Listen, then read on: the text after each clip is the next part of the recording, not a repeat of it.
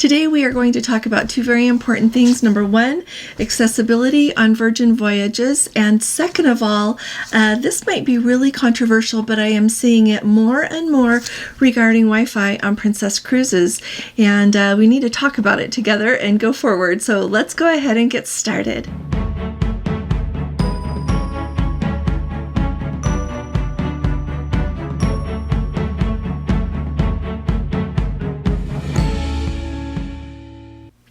Hi there, this is Allison with Let's Go Travel Tips.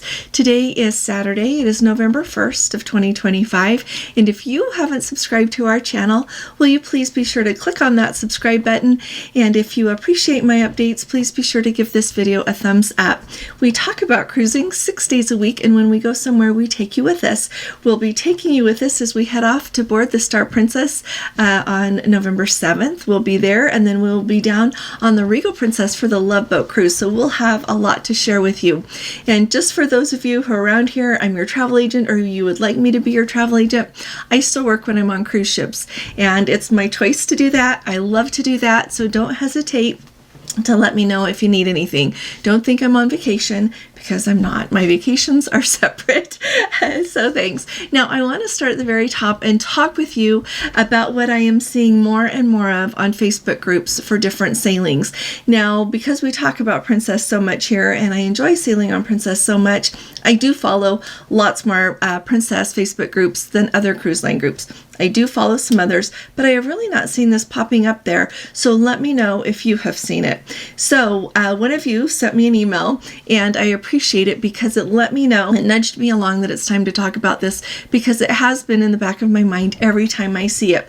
So for the sailing on the Sapphire Princess, and it happens to be on our sailing that we've got our group on for Antarctica that starts on January 25th of 2026, these people are going to stay on and take the transatlantic after. So when we get off on February 11th, a transatlantic starts that takes the ship, as well as all the guests, from Buenos Aires up to Barcelona. So here's what it says on the Facebook post. It says, is anyone interested in Wi-Fi share? We have 2 device slots available for the 25th of January, Buenos Aires to Barcelona. Private message me. Somebody posts and says, am I the only one who thinks that Princess reads these posts? And they said they are fully aware if you buy a package for 4 devices, they don't care which 4 it is. Okay, so somebody says you bought the package for 4 devices. Princess doesn't really care who uses those 4 devices. Then a lady posted and says, have you done this before? Does it work? What would the cost be? And somebody says, I'm sure you would come to a price you would both agree to. You just meet with your device, and then you log in. You have to use the person who bought the package's date of birth and their cabin number. So these people came to an understanding. It says, I've private messaged you. These people are working on sharing a Wi-Fi package. So tell me, is this okay? Is this okay, or is this not okay? Tell me what you think in the comments. In the long run, do I think it's okay? I really don't think this is what Princess intended when they had people buy a Wi-Fi package. I truly believe that they think that the people who buy the Wi-Fi package are the people who are going to use the Wi-Fi package. I don't think that they intend for a black market to pop up and then start selling device access to the Wi-Fi. But I would love to hear what you have to say in the comments. Along with that is a discussion, and it's been at least a year since we had that discussion, so let's talk about it again here. There was a time when people mentioned that for their one device of Wi-Fi, they would plug in a router on a Princess ship, and then using that router, they would hook other devices up to the Wi-Fi there. Now, I don't think that's cool, because they say you get one device, and so you would end up having the router plus all the other devices that you attach to the router. So I don't think that's cool. Do I really think it's cool to kind of pop up a black market and sell your devices that you have access to? No, but that's just me. So I want to hear from all of you what you think. Have you done it? Anything you can share with us would really appreciate. Number 2, this is a big deal, okay? So Virgin Voyages. Virgin Voyages is relatively new to the cruising game. They've got those beautiful ships. The thing that really sets them apart is they don't have children on board under the age of 18, and they're when you think of other cruise lines that do that, you think of Viking, but not very many cruise lines have that rule. So people really look forward to taking a Virgin Voyage cruise. They run them regularly. They go out of Miami very often. They're going to be going to Alaska. Lots of places they go. They go to Europe, lots of places.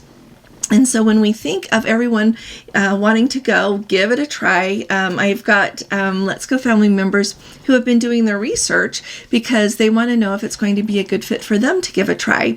Well, they came across information regarding the situation with Virgin Voyages and people that need to use wheelchairs or scooters. So people shared their firsthand experience and with what happened when they were on board the ship. So people were just recently on the Resilient Lady and doing a transatlantic, and it said first of all, the gentleman's wife has to be in a wheelchair. And so when they went to the theater there to watch the shows, there was not a place for them to park her wheelchair. So they asked where they could be. And the first place that Virgin Voyages located them was really around some seating that was almost backstage. And so they really didn't get to see very much of the show. The next show, they finally found a spot where they could actually park her wheelchair and be able to see the show. Halfway through, a cast member came up and said, "You have to move. This area is part of the show." So there on the main floor, it was standing room only. And so they were up on the upper level and it was packed. And so he and his wife were trying to leave once the crew member told them that they needed to leave. And it was so packed they couldn't get out. They actually had to message guest services to have somebody come and help them move. And so the bottom line that you need to know is if you need to use a wheelchair or a scooter on Virgin Voyages, don't go expecting to have the same experience that you have when you're on, for example, a Princess Cruise. Princess Cruises has wheelchair scooter parking very conveniently in their arena and in there on the Sun and Star Princess and on their other ships in the theater.